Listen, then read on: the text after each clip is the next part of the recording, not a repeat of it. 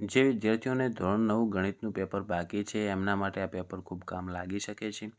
Same આવું paper નહીં હોય પણ આ પેપરની અંદરથી તમને આઈડિયા આવી શકે છે કે કયા પ્રકરણની અંદરથી કયા દાખલા પૂછાશે, વિભાગ એની અંદર શું પૂછાશે અને વિભાગ બી, સી અને ડીની અંદર કયા કયા દાખલા કયા પ્રકરણમાંથી પૂછાઈ શકે છે.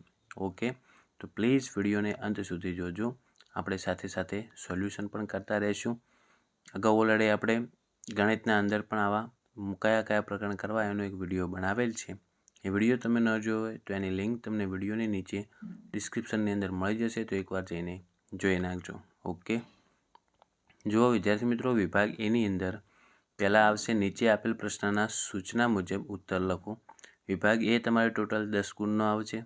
એની અંદર પહેલો પ્રશ્ન એવો આવે કે નીચેના વિધાનો ખરા છે કે ખોટા. તો પહેલો પ્રશ્ન આપેલ છે, કોઈપણ ત્રિકોણના 2 શિરોબિંદુ પરના બહિષ્કોણ લઘુકોણ ન હોઈ શકે. તો આનો જવાબ શું થાય? ખરું થાય કે ખોટું થાય?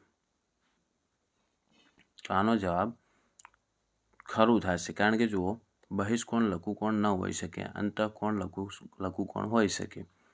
પછી જુઓ બીજા નંબરનો પ્રશ્ન, જો ચોરસની બાજુનું માપ 20 સેમી હોય તો તેના વિકર્ણનું માપ 20 વર્ગમૂળમાં 2 સેમી થાય.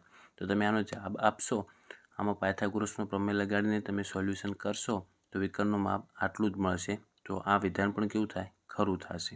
ઓકે, પછી જુઓ ખાલી જગ્યા આપેલ છે. વિકલ્પ પસંદ કરવાનો આપણે કે ખાલી જગ્યા એ 3x + 2y = 18ના આલેખ પરનું બિંદુ નથી. તો તમારે શું કરવાનું?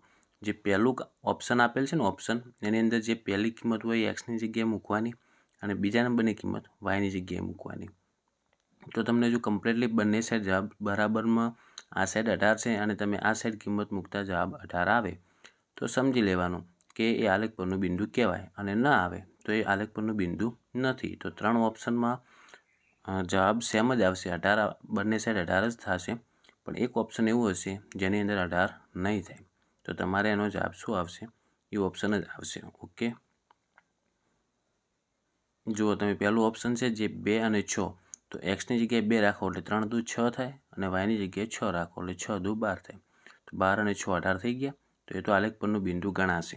બીજું ઓપ્શનમાં જુઓ એક્સની જગ્યાએ 0 લેવાનું છે, 3ને 0 વડે ગુણો એટલે જવાબ 0 થઈ જાય અને વાયની જગ્યાએ આપણે 9 લેવાના છે. તો 9 દુ 18, તો એ પણ બિંદુ આવશે. ત્રીજું ઓપ્શન જુઓ 6 તરી 18 થઈ ગયા, તો એ પણ આવશે. અને ચોથું ઓપ્શન જુઓ 3 તરી 9 થાય અને 2 દુ 4 થાય, 9 અને 4 13 થાય. તો આનો જવાબ આવશે ઓપ્શન ડી. આ રીતના તમારે ઓપ્શન ગોતવાનું. તમને સોલ્યુશન સમજાવું છું. ઓકે, પ્લીઝ વિડીયોને લાસ્ટ સુધી જોજો. આપણે સોલ્યુશન કરતા જઈશું અને કયા કયા પ્રકરણમાંથી કેવા કેવા દાખલા પૂછાઈ શકે એ પણ આપણે જોઈશું. પછી જુઓ ચોથા નંબરનો પ્રશ્ન આપેલ છે કે સમીકરણ ax + 3y = 21નો આલેખ બિંદુ 5 અને 2માંથી પસાર થાય તો એની કિંમત કેટલી શોધવાની. તો તમને મેં કીધું એમ જ એક્સની જગ્યાએ લઈ લેવાના 5 અને વાયની જગ્યાએ લઈ લેવાના 2.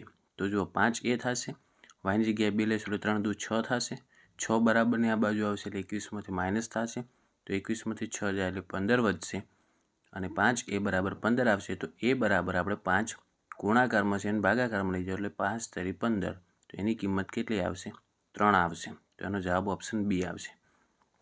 ઓકે, હવે જો નીચેના વિધાનો સાચા બને તે પ્રમાણે આપણે ખાલી જગ્યા પૂરવાનું છે. તો તમે આ ખાલી જગ્યા પણ જોઈ નાખો. આ પ્રથમ ચરણ, બિંદુ દ્વિતીય ચરણ કે ચતુર્થ ચરણ, તો તમે ચરણવાળા દાખલા ખાસ તૈયાર કરજો, 1 ગુણની અંદર પૂછાઈ જાય.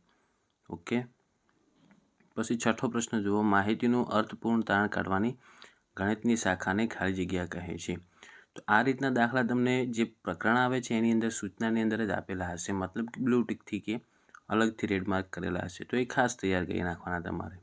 પછી જો વિદ્યાર્થી મિત્રો 7મા નંબરનો પ્રશ્ન આવશે, જો તપાસકર્તાએ પહેલેથી એકત્રિત થયેલી માહિતીના સ્ત્રોતમાંથી માહિતી મેળવી હોય તો આવી માહિતીને ખાલી જગ્યા માહિતી કહે છે. તો આ જે 1-1 ગુણના પ્રશ્નો છે ને, તમારે ત્રીજા, ચોથા, પાંચમા અને છઠ્ઠા પ્રકરણના અંદરથી ખાસ આવતા હોય છે, તો એ ખાસ તૈયાર કરી નાખજો. પછી આંકડાશાસ્ત્રની અંદરથી પણ આવતા હોય છે, તો એ પણ તૈયાર કરવાના. પછી જુઓ એક વાક્ય કે શબ્દમાં જવાબ આપવાના છે. શ્રી યંત્રમાં કેટલા ઉપત્રિકોણ બને છે. તો આ રીતના પ્રશ્નો પૂછાઈ શકે, તમે જોઈ શકો. તમારે 50માંથી 50 માર્ક્સ લાવવા હોય તો આવા જાણા બધા જ પ્રશ્નો તૈયાર કરી નાખવાના. પછી સમાંતર રેખાઓની વ્યાખ્યા પણ પૂછાય. પછી 10મામાં છે જુઓ થેલ્સ કયા દેશનો વતની. તો આ રીતનો પણ પ્રશ્ન આવી શકે. તો તમારે આ બધા જ પ્રશ્નો તૈયાર કરવાના રહેશે. વિભાગ 2 ની અંદર જુઓ, આપણે 2 ગુણના દાખલા છે. એમાં તમે પહેલો જુઓ, આપેલા સંખ્યાઓના છેદનું સમયકરણ કરો. તો છેદનું સમયકરણવાળા જેટલા પણ દાખલા હોય બીજા પ્રકરણની અંદરથી બધા જ દાખલા તમે તૈયાર કરી નાખજો, કારણ કે સેમ દાખલો નહીં આવે પણ 2 ગુણનો એક દાખલો તો પૂછાશે અને રીત પણ એકદમ ઇઝી છે. ઓકે. અથવા બીજો પ્રશ્ન એવો પૂછાય કે સાદુરૂપ આપવાનું છે. જુઓ, એ પણ બીજા પ્રકારનો છે. તો બીજા પ્રકારની અંદરથી તમારે 2 ગુણના બધા જ દાખલા તૈયાર કરી નાખવાના. રીત તૈયાર કરશો, રકમ કોઈ બી હશે, તમને દાખલો આવડી જશે. પછી જુઓ 12મો પ્રશ્ન, સીધો ગુણાકાર કર્યા સિવાય નિત્યસમનો ઉપયોગ કરીને ગુણાકારની કિંમત શોધો. આ પણ એ જ પ્રકરણનો દાખલો છે અને તમારે આની અંદર પણ નિત્યસમ બધા તૈયાર કરી નાખવાના છે. પછી 13મો પ્રશ્ન છે, એ પણ એ જ પ્રકરણનો છે. તો મતલબ તમારે 2, 2, 4 ને 2, 6 એટલે ટોટલ 6 ગુણનું તો તમારે બીજા પ્રકરણની અંદરથી આવશે, તો એ પ્રકરણ ખાસ તૈયાર કરજો. પછી જુઓ, આકૃતિમાં રેખા PQ અને રેખા RS એકબીજાને O બિંદુમાં છેદે છે. તો ખૂણો POR જેમ ખૂણો ROQ બરાબર 5/7 હોય તો તમામ ખૂણાઓ શોધવાના છે. તો આ દાખલો તમારે છઠ્ઠા પાઠનો પણ હોઈ શકે, તો છઠ્ઠા પાઠનો દાખલો તમારે તૈયાર કરી નાખવાના જેટલા પણ દાખલા હોય. ઓકે. પછી જો 15મો પ્રશ્ન, એ પણ છઠ્ઠા પ્રકરણની અંદરથી જ પૂછાયેલ પ્રશ્ન છે, તો એ પણ સારી રીતે તૈયાર કરી લેજો. છઠ્ઠા પ્રકરણની અંદર જે સ્વાધ્યાયનો દાખલો છે એ જ આવ્યો છે, સેમ ટુ સેમ. તમારે કોઈ બી બીજો આવી શકે પણ એને ખાસ તૈયાર કરવાનું, કારણ કે 2 ગુણની અંદર તમારે આવશે જ. પછી 16મો પ્રશ્ન આપેલ છે કે ત્રિકોણાકાર જમીનના ટુકડાની બાજુની લંબાઈ આપેલ છે, તો એની પરિમિતિ અને એનું ક્ષેત્રફળ શોધવાનું છે. તો આ પણ પૃષ્ઠફળ અને ઘનફળ ત્રિકોણનો દાખલો છે, ત્રિકોણનો દાખલો છે, એટલે હેરોનનું સૂત્રની અંદરથી પૂછાયેલ દાખલો છે.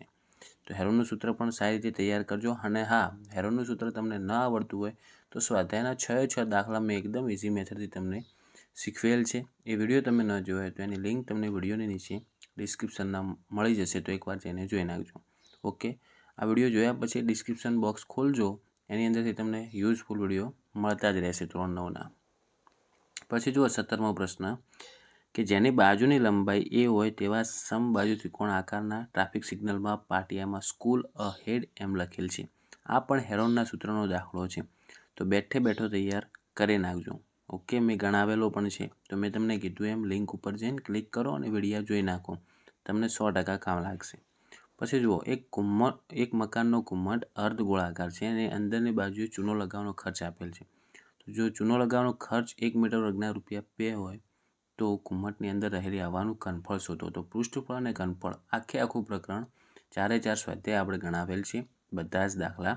તો એની પણ લિંક તમને વિડીયોની નીચે મળી જશે. જો તમારે સ્કૂલની અંદરથી પૂછાવાનું હોય તો એ પણ તમે તૈયાર કરી નાખજો.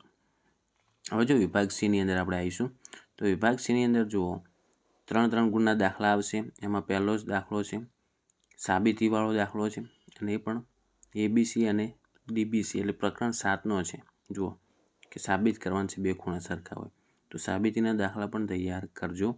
પછી જુઓ 20મો પ્રશ્ન છે, એમાં પણ AB બરાબર AC આપેલ છે, એ પણ એના જ પ્રકરણનો દાખલો છે 7મા પ્રકરણનો, તો એ પણ તમે તૈયાર કરી નાખજો. ઓકે. એના પછીનો પ્રશ્ન પણ જુઓ સાબિતીનો છે, તો સાબિતીના ખાસ દાખલા તૈયાર કરજો. તમારે જો સ્કૂલમાંથી ના પાડેલું હોય તો તમે તૈયાર ન કરતા, બાકી કરી નાખજો. પછી જુઓ, આપણે આંકડાશાસ્ત્રનો દાખલો આપેલ છે, એમાં તમારે આવૃત્તિ બહુકોણ દોરવાનો છે. રેડી? સ્તંભાલેખ દોરવાનો નથી. તો આવૃત્તિ બહુકોણ પણ પૂછાશે 3 ગુણની અંદર. એ ના આવડે તો એની અથવા બીજો આપેલ છે તમારો પ્રશ્ન, એની અંદર તમારે લંબાલેખ દોરવાનો છે. તો બધા જ આલેખ તૈયાર કરી નાખજો, લંબાલેખ, આવૃત્તિ બહુકોણ, સ્તંભાલેખ, તો તમને કામ લાગશે. 22મો પ્રશ્ન પણ જુઓ, આવૃત્તિ બહુકોણ દોરવાનું પૂછાયેલ છે. તો મતલબ આંકડાશાસ્ત્ર તમારે ખાસ તૈયાર કરવાનું, કારણ કે આલેખ વધારે પૂછાય છે વિભાગ C ની અંદર. જો મિત્રો, હવે આપણે વિભાગ D ની અંદર જોઈશું. એની અંદર તમારે 4 ગુણના દાખલા આવશે. 23મો પ્રશ્ન આપેલ છે, કમલા પાસે ત્રિકોણાકાર ખેતર છે અને લાસ્ટમાં જુઓ એનું ક્ષેત્રફળ શોધવાનું છે, એના માપ આપેલા છે. તો આ દાખલો હેરોનના સૂત્રનો છે, પણ નવા પાઠ્યપુસ્તકનો નથી. આ જૂના પાઠ્યપુસ્તકનો દાખલો છે. તો તમારે આ દાખલો પૂછાઈ શકે તો તમને આવડી જાય એ માટે તમારે ઓલરેડી જૂના પાઠ્યપુસ્તકની અંદરથી જઈ અને આ દાખલાનું સોલ્યુશન કરી લેવાનું છે. નવા પાઠ્યપુસ્તકના બધા જ દાખલાનું સોલ્યુશન આપણી ચેનલમાં મૂકેલ છે. તમારે ડિસ્ક્રિપ્શન બોક્સ ખોલી એની અંદરથી તમને લિંક મળી જશે, લિંક ઉપર ક્લિક કરજો અને બધા જ દાખલા જોઈ લેજો. ઓકે. પછી જુઓ 24મો પ્રશ્ન આપેલ છે, પૃષ્ઠફળ અને ઘનફળનો છે. જો તમારે સ્કૂલની અંદરથી સરે કીધેલું હોય કે પૃષ્ઠફળ અને ઘનફળ તમારે ચાલેલું હોય સિલેબસની અંદર, તો તમારે એ તૈયાર કરી નાખવાનું. એ પણ આપણી ચેનલમાં અવેલેબલ જ છે. તમને કમ્પ્લીટલી આવડી જાય એ 100% ગેરંટી છે. તમે એકવાર જઈને જોઈ નાખજો. 25મો દાખલો પણ એનો જ છે. ચંદ્રનો વ્યાસ આશરે પૃથ્વીના વ્યાસના ચોથા ભાગ જેટલો હોય તો પૃથ્વીના ઘનફળ અને ચંદ્રના ઘનફળનો ગુણોત્તર શોધો. તો આ બધા જ દાખલા મેં તમને અગાઉ જણાવ્યું એ મુજબ આપણી ચેનલની અંદર અવેલેબલ જ છે. તો તમારે એકવાર જઈને જોઈ નાખવાના. વિડીયો પૂરો થાય પછી તમારે ડિસ્ક્રિપ્શન બોક્સ ખોલવાનું. એની અંદર જેટલી પણ લિંક છે એ લિંક ઉપર જઈને ક્લિક કરો અને વિડીયા જોઈ નાખો. જે વિદ્યાર્થીઓની એક્ઝામ બાકી છે એમને એક્ઝામ માટે બેસ્ટ ઓફ લક અને સારી રીતે તૈયારી કરી નાખજો. જે મેં તમને જણાવ્યું એ મુજબ વિડીયા જોઈ નાખજો. ખાસ તમારે હેરોનનું સૂત્ર અને જો પૃષ્ઠફળ અને ઘનફળ સિલેબસની અંદર આવવાનું હોય તો એ પણ તમને ખૂબ કામ લાગશે. વિભાગ ડીની અંદર આ બંને પ્રકારના જ મોસ્ટ ઓફ દાખલા હોય છે. ઓકે, તો જોઈ નાખજો અને તૈયાર કરી નાખજો. આશા રાખું છું મિત્રો આ વિડીયો તમને ખૂબ યુઝફુલ થયો છે. તો પ્લીઝ વિડીયોને લાઇક જરૂર કરજો. ચેનલને સબસ્ક્રાઈબ ન કરી હોય તો સબસ્ક્રાઈબ કરજો.